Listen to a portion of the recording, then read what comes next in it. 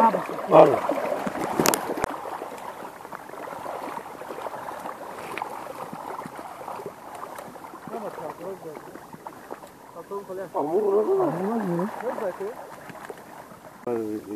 زیادتر کنیم البته برای نرخی کسب کردن در بازار نرخ بزرگ مساعدت کلان میکنیم.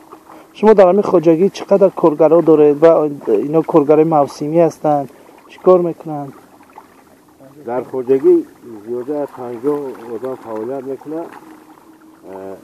یک قسم همین ها کارگرای موسمی هستند همچون آمده اجاره حوضا رو به اجاره میگیرند به مدت یک سال. سوهای ماهی پروری که همه سوهای بهترین درآمدناک حساب می شود. در خواجگی 3 نمود ماهی پرورش میکنند.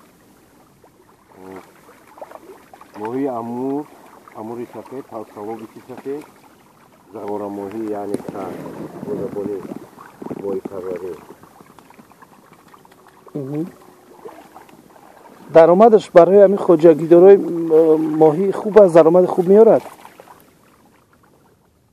اگر سوهای ماهی پروری با همه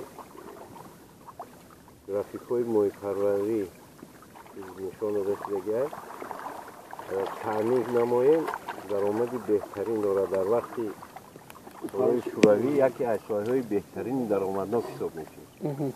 باجرم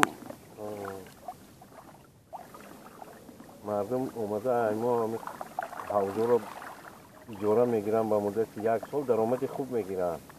ای کارشان روزی است.